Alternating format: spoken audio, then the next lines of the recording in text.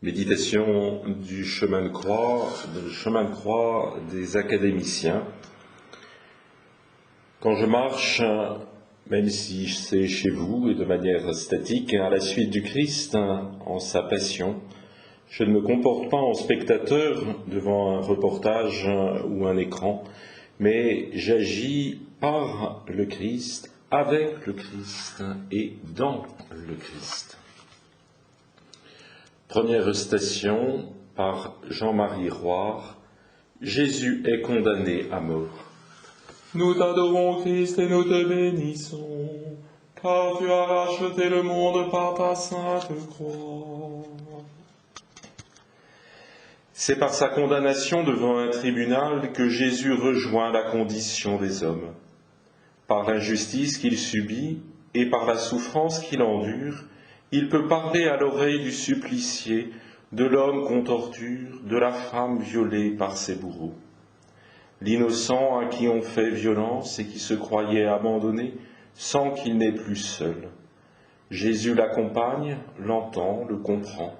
Il partage son sort. Devenu homme par l'injustice, c'est par l'injustice que sa parole est entendue. Tous ceux que la loi trahit se reconnaissent en lui. C'est ainsi que nous nous tournons vers lui dès que l'injustice nous frappe ou frappe l'innocent que nous sommes impuissants à défendre. C'est la lumière nouvelle qu'apporte Jésus au monde. Par le pardon, il donne un sens à toutes les afflictions, au malheur, à la persécution. Sans lui, nous serions livrés au désespoir et à la haine. Il nous montre qu'être un homme, c'est partager l'injustice et à partir d'elle, trouver le chemin de l'espérance.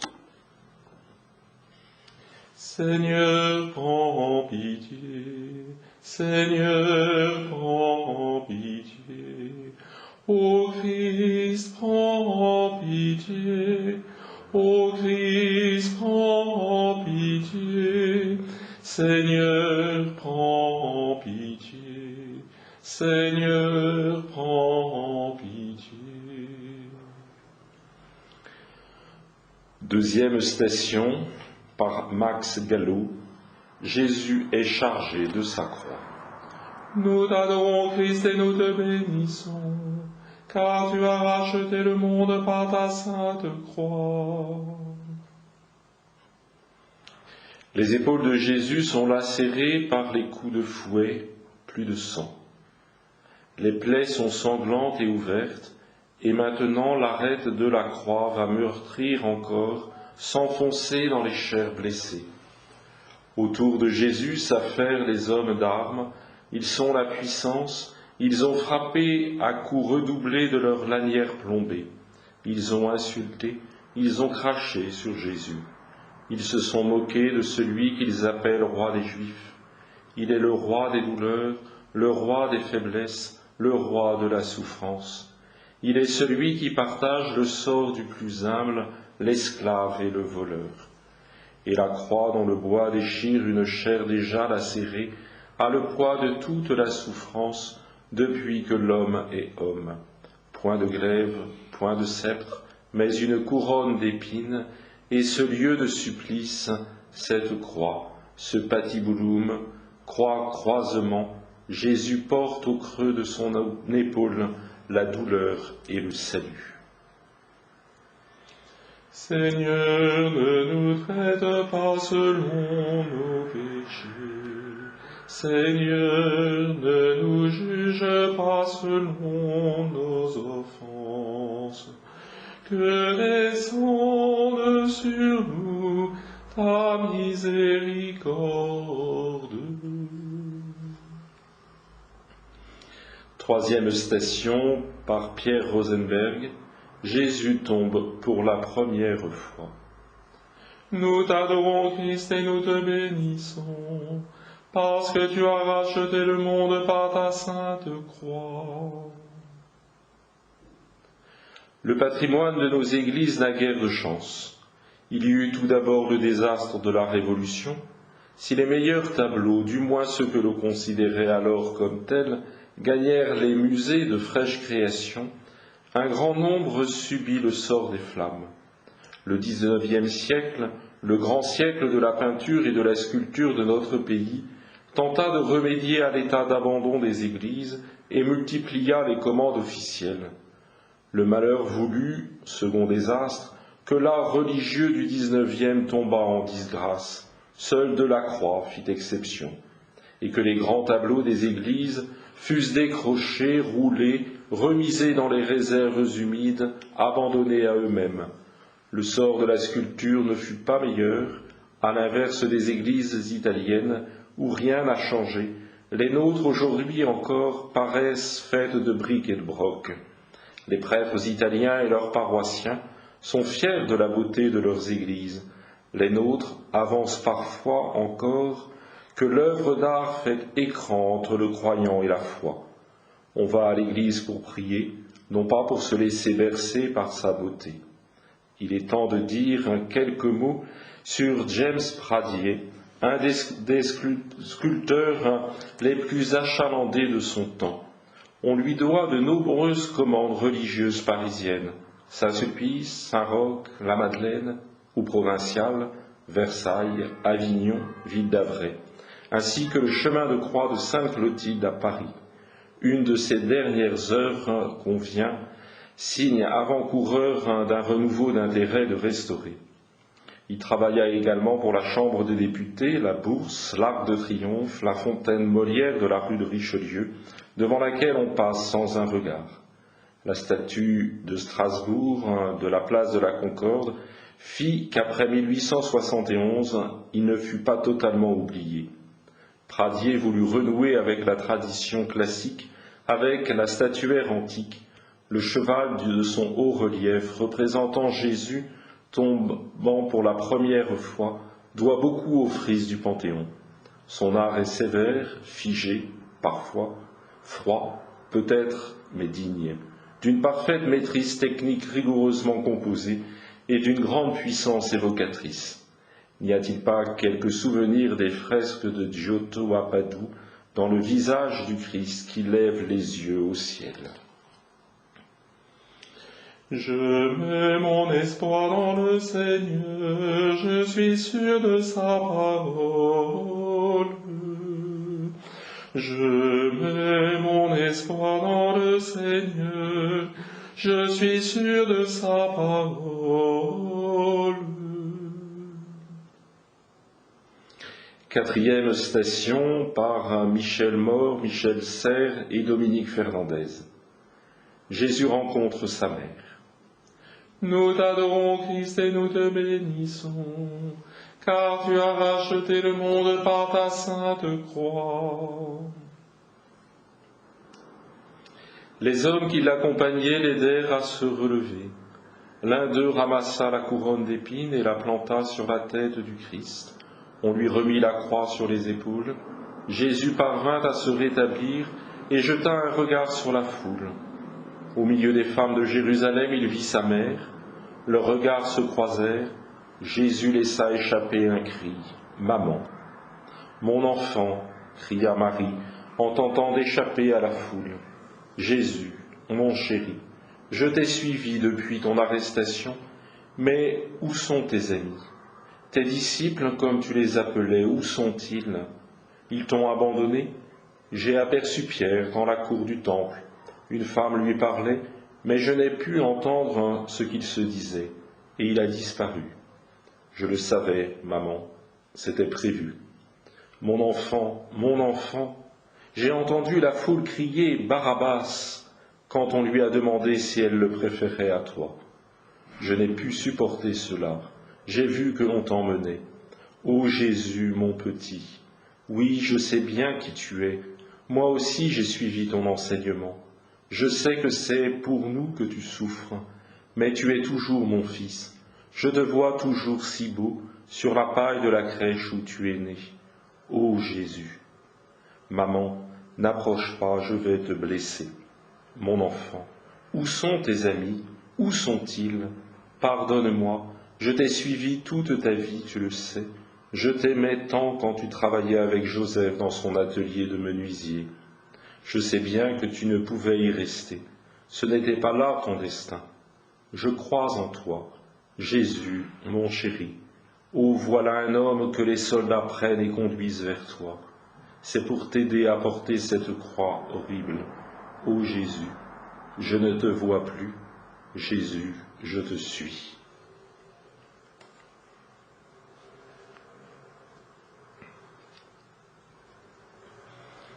Je vous salue Marie, pleine de grâce. Le Seigneur est avec vous. Vous êtes bénie entre toutes les femmes. Et Jésus, le fruit de vos entrailles, est béni. Sainte Marie, Mère de Dieu, priez pour nous, pauvres pécheurs, maintenant et à l'heure de notre mort. Amen. Cinquième station, par Pierre Mesmer. Simon de Cyrène aide Jésus à porter sa croix. Nous t'adorons, Christ, et nous te bénissons, car tu as racheté le monde par ta sainte croix. Le centurion, chef des soldats romains, a compris que Jésus n'aura pas la force de porter sa croix jusqu'au lieu du supplice. Il requiert un passant. Simon de Cyrène ne s'est pas proposé, mais il ne se dérobe pas, car l'ordre qu'il reçoit lui paraît légitime. À notre insu, l'obéissance peut aussi conduire au salut. Simon se place derrière Jésus et charge le bois sur son épaule. Le Christ tombera encore 2 fois et le bois pèse de plus en plus lourd.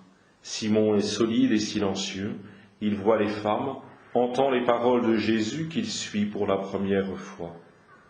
Ému par la douceur et la douleur de ce condamné torturé, Simon arrive au Golgotha où il est rejoint par ses 2 fils, Alexandre et Rufus, qui l'accompagnaient quand il fut requis et ont suivi leur père.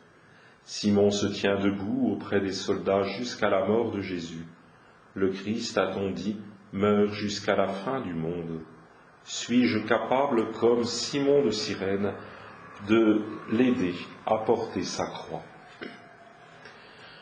Nous te rendons grâce pour tant de tendresse, tu donnes l'eau vive par ton cœur transpercé.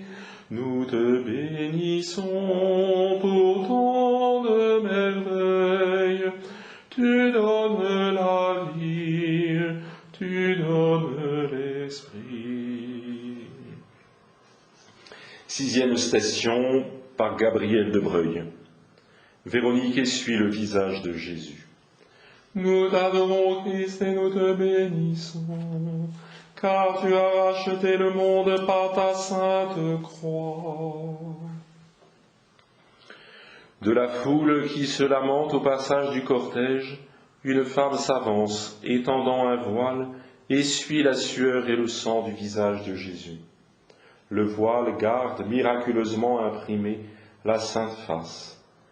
Aucun évangile ne mentionne l'épisode, mais un voile est conservé au Vatican depuis le 5e siècle, et 4 autres le sont en France et en Italie.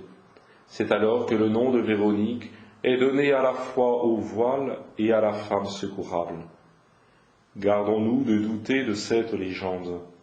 Même si l'interprétation élégante qu'en donne Pradier au XIXe est assez traditionnelle, la scène originale annonce la piété franciscaine et transmet un message actuel. Dans l'affliction où nous plonge le parcours de la Via Dolorosa, cette femme nous rappelle par son geste que si le mystère de la rédemption passe par le crucifiement du Fils de Dieu, il reste que le supplice d'un homme innocent nous porte à un mouvement de pure compassion, pas nécessairement pieuse, comme ce message retentit avec force en notre siècle. Méditons sur ce geste. Il est celui d'une femme. Le Christ penche vers elle son visage. La vie et la passion du Seigneur sont ainsi jalonnées de présences féminines que la peinture a souvent reproduites.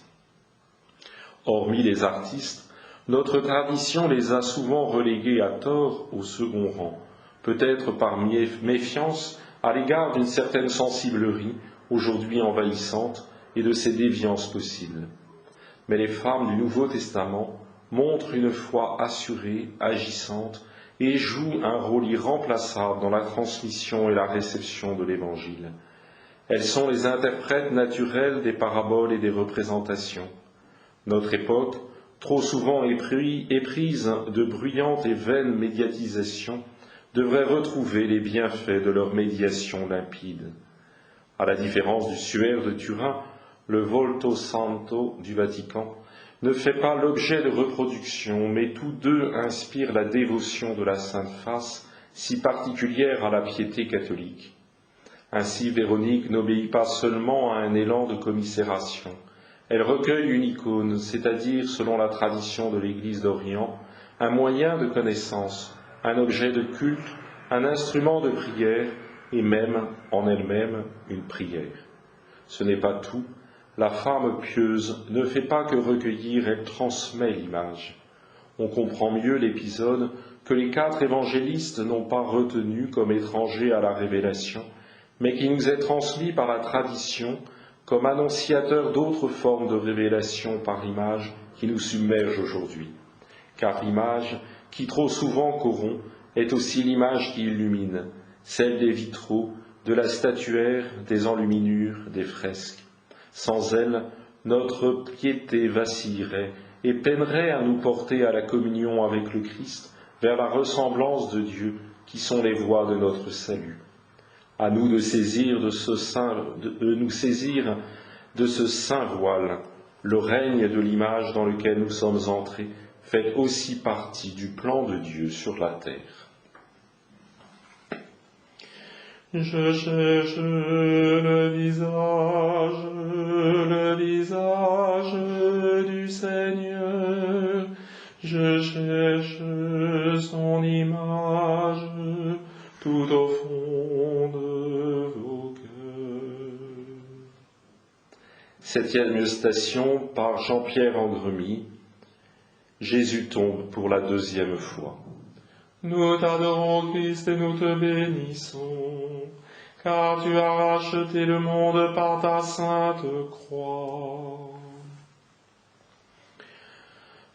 Entre deux moments qui sont instants de grâce, Véronique qui essuie le visage du Christ et le réconfort qu'il apporte aux femmes de Jérusalem, écrasées par le portement de sa croix, Jésus est tombé une 2e fois. Nous sommes ici au cœur de ce chemin qu'il parcourt jusqu'à nous, la mort et la résurrection. Homme, comme nous, en cette 2e chute, Jésus tombe comme nous tombons, écrasés par nos fautes. Certes, mais aussi par les 1000 douleurs qui sont les nôtres et celles de l'humanité tout entière. L'image ici donnée par le sculpteur est d'une grande puissance. La construction triangulaire de l'ensemble où s'agitent vainement 7 personnages, dont Simon de Cyrène, dont l'effort paraît soudain bien inutile, repose admirablement sur une autre figure triangulaire qui est celle du Christ lui-même, déjà en train de se relever. On pense au rigoureux équilibre de certaines toiles de Poussin, mais ici, la nature même de l'œuvre, cette ronde bosse dont le relief culmine au centre même de l'image avec le visage du Christ, autour duquel s'organise toute la scène et qui semble sortir du cadre même du relief, donne un sentiment de vigueur particulièrement remarquable.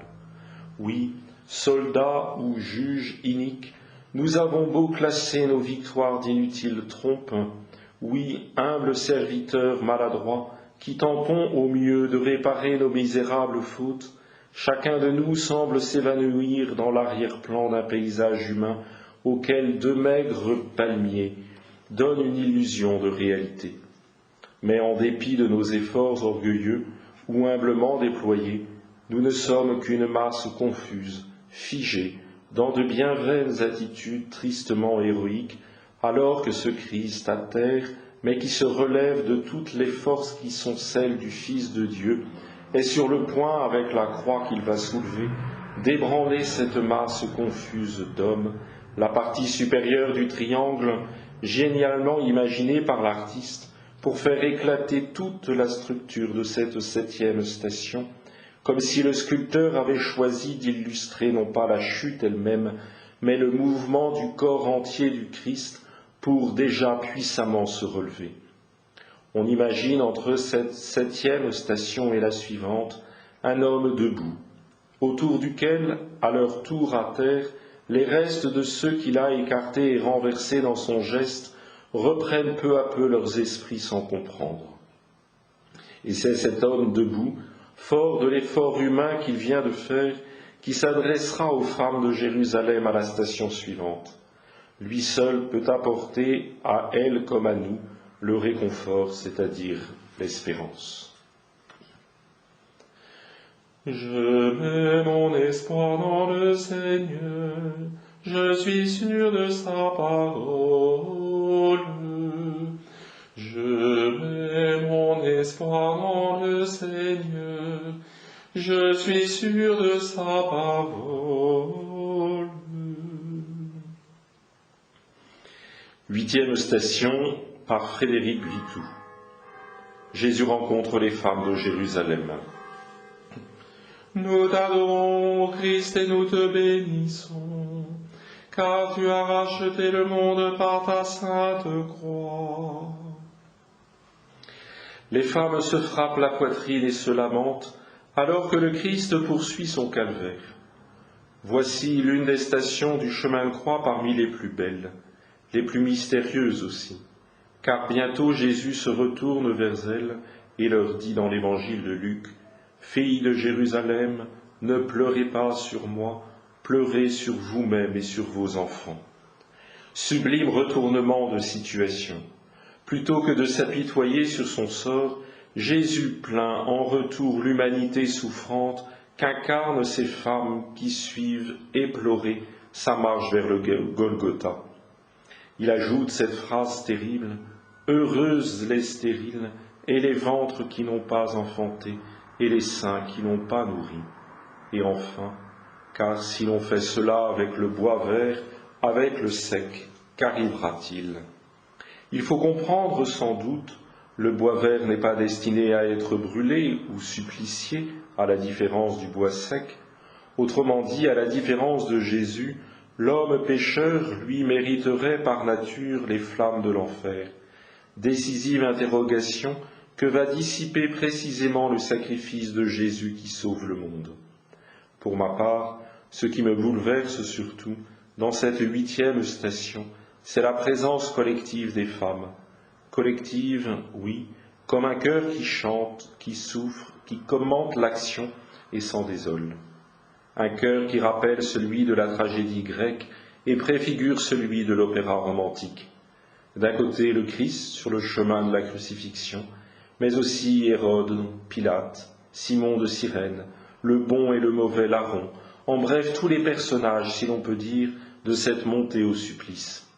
Et de l'autre, la présence indifférenciée des femmes qui rassemble l'humanité entière sous sa lumière la plus généreuse et, faudrait-il dire, la plus féminine. D'un côté, en somme, la passion, de l'autre, la compassion. Ô croix dressée sur le monde, ô croix de Jésus-Christ, ô croix dressée sur le monde, ô croix de Jésus-Christ, fleuve dont l'eau féconde du cœur ouvert a jailli, par toi la vie surabonde, ô croix de Jésus-Christ. 9e station par Jean-Denis Bredin. Jésus tombe pour la 3e fois. Nous t'adorons, Christ, et nous te bénissons, car tu as racheté le monde par ta sainte croix. Jésus portant sa croix est maintenant proche du lieu appelé Calvaire, ce lieu où il sera crucifié. Il porte la croix dans sa partie haute, celle où se joignent le poteau et sa traverse, la partie la plus lourde, la plus difficile à tirer. Se tenant derrière Jésus, Simon de Cyrène s'efforce de l'aider de son mieux. Mais Jésus, traîné par les soldats, étouffé par la foule, ne peut poursuivre ce terrible chemin. 2 fois déjà il est tombé. Voici qu'il tombe une 3e fois. Il a été injurié, brutalisé, flagellé. Sans doute tombe-t-il écrasé par l'excès de ses souffrances. Mais il tombe aussi sous le poids des péchés de tous, sous le poids de toutes les blessures dont il a pris la charge. Il vacille, il s'écroule, les soldats le bousculent. Très vite, les bourreaux devront faire leur besogne.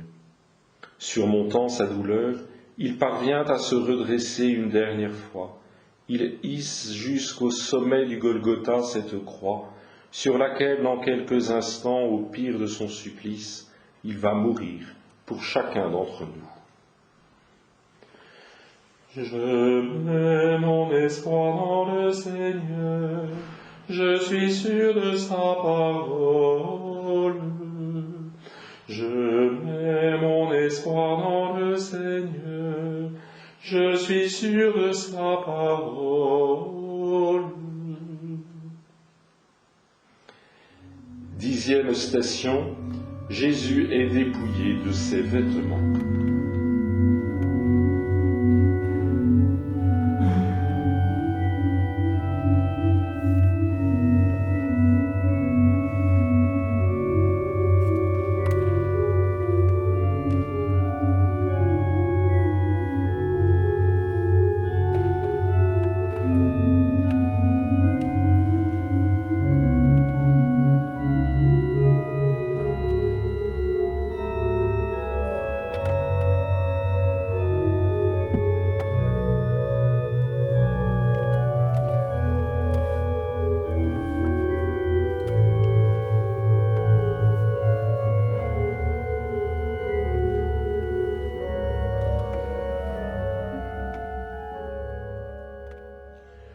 Ô croix sublime folie, ô croix de Jésus-Christ, ô croix sublime folie, ô croix de Jésus-Christ, Dieu rend par toi la vie et nous rachète à grand prix. L'amour de Dieu est folie, ô croix de Jésus-Christ. 11e station, par Alain Decaux, Jésus est cloué sur la croix. Nous t'adorons, Christ, et nous te bénissons, car tu as racheté le monde par ta sainte croix. Il sait tout ce qui l'attend. Son corps est une immense plaie, à bout de force, portant sur les épaules le patibulum, barre horizontale de la croix. Il s'est élevé sur la pente du Golgotha. Ce qu'il voit d'abord, ce sont ses bourreaux. Aussitôt, après le poteau vertical planté continuellement en terre en prévision d'autres exécutions. On se saisit de lui, on le dépouille de ses vêtements, on l'allonge sur le sol, on le force à poser l'une de ses mains à plat sur le patibulum. Un long clou pointu, un coup de marteau, une douleur fulgurante, l'autre bras, l'autre main. Les expériences effectuées au siècle dernier sur les cadavres ont prouvé que la paume n'offre pas assez de résistance pour supporter le poids d'un corps. Elle se déchire, d'où le choix naturel du poignet. Ah, l'effort que doit faire l'homme, Dieu, pour se lever, aller jusqu'à venir en aide au bourreau qui hisse son corps le long du poteau, l'y pose et l'y fixe. Dans le vide, le corps n'est soutenu que par les poignets. Horreur que nous ressentons avec toi, Seigneur. Il faut maintenant clouer les pieds, le pied droit sur le bois, le pied gauche sur le droit. Tout cela pour nous, Seigneur. Mystère du calvaire, scandale de la croix, le maître de la terre, esclave sur ce bois, victime dérisoire, toi seul es le Sauveur, toi seul le Roi de gloire, au rang des malfaiteurs.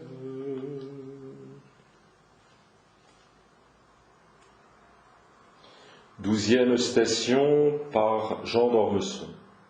Jésus meurt sur la croix. Nous t'adorons, Christ, et nous te bénissons, car tu as racheté le monde par ta sainte croix. Jésus meurt sur la croix. 2000 ans après l'événement le plus considérable de toute l'histoire des hommes, celui qui divise en deux le cours de notre temps, l'énormité du drame mystique, est-elle encore sensible à nos esprits et à nos cœurs? Qu'est-ce que le christianisme? C'est une religion où le Créateur de l'univers, d'où allaient sortir les hommes, choisit de se faire homme.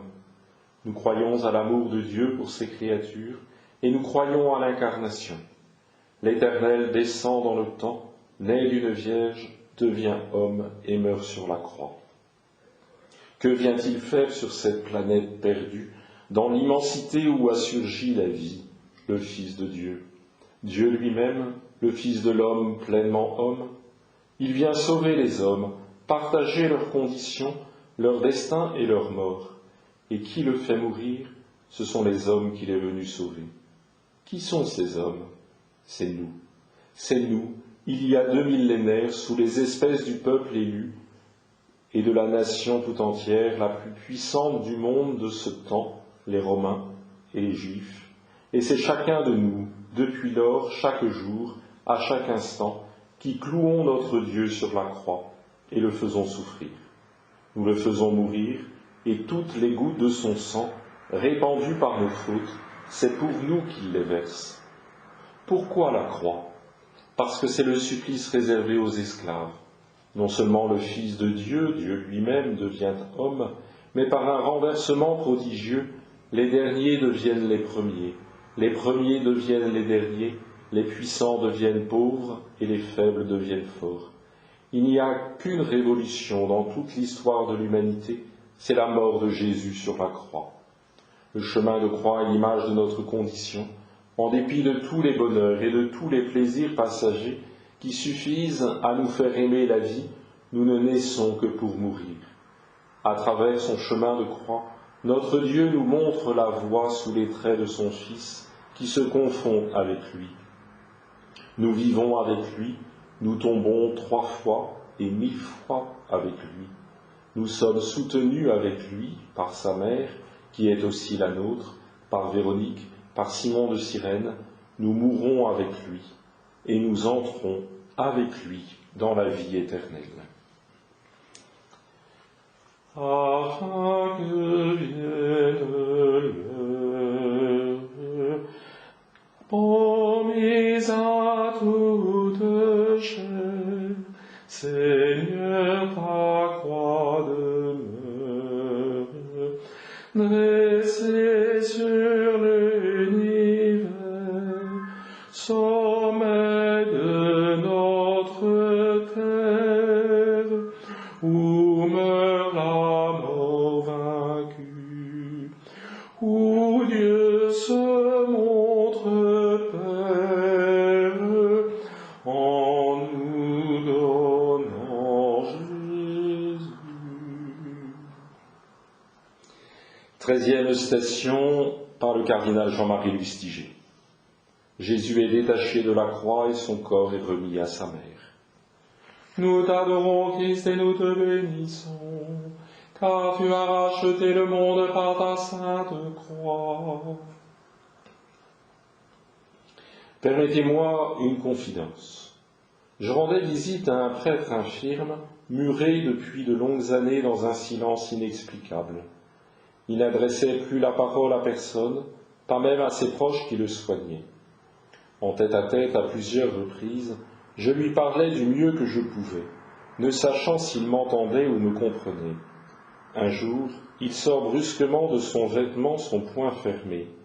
Il l'ouvre, et c'est son chapelet qu'il me montre. Il me le met de force dans les mains. J'ai donc d'abord hésité. N'est-ce pas un geste de révolte devant la douleur et la souffrance? Voulait-il me remettre ce chapelet dont il n'avait plus que faire? La vérité est la meilleure des guérisons et la seule digne d'un homme et d'un prêtre. Refusez-vous de prier? Lui ai-je demandé. À ce moment, j'ai vu cet homme qui ne communiquait plus avec personne secouer la tête avec une force incroyable en signe de dénégation. J'ai compris que me mettant le chapelet dans les mains, il me confiait à mon tour cette mission de prier avec lui et pour l'Église. J'ai essayé alors de dire à haute voix ce qui me venait au cœur pour cette offrande de sa vie sacerdotale. J'ai pensé à cet instant à la Pietà que nous avons sous les yeux, son sacerdoce muet et humainement stérile, cette lampe enfoncée dans les ténèbres et le silence, était habitée par la prière sacerdotale d'intercession, qui est en même temps la prière mariale, non pas une mort, mais un enfantement à la vie. Oh, prends mon âme, prends-la, Seigneur, et que ta flamme brûle en mon cœur, que tout mon être vibre pour toi, sois seul mon maître, ô divin roi. 14e station par Maurice Druon, le corps de Jésus est mis au tombeau. Nous t'adorons, Christ, et nous te bénissons, car tu as racheté le monde par ta sainte croix. Quand Joseph d'Arimathie, qui attendait le règne de Dieu, acheta le tombeau neuf, tout fraîchement creusé dans la colline blonde, il ne savait pas encore qui y dormirait. Quand Joseph d'Arimathie vit Jésus mort sur la croix, il demanda son corps à Pilate en disant « J'ai un tombeau pour lui ». Et il se fit alors de la confusion. Certains virent Jésus ressuscité, d'autres ne le virent pas, mais l'entendirent, d'autres ne crurent pas ceux qui l'avaient entendu. Mais quand, le lendemain de la Pâque, Joseph d'Arimathie vint au bord du tombeau, il vit la pierre roulée, la porte ouverte et l'intérieur vide. Cependant qu'une voix lumineuse murmurait « Maintenant commence l'espérance ». Et Joseph d'Arimathie dit « Il est vraiment le Fils de Dieu ». Voici l'aurore d'un jour nouveau, le ciel se dore de feu plus beau. Jésus s'apprête, il va venir, levons nos têtes, il va venir. Au nom du Père et du Fils et du Saint-Esprit. Amen.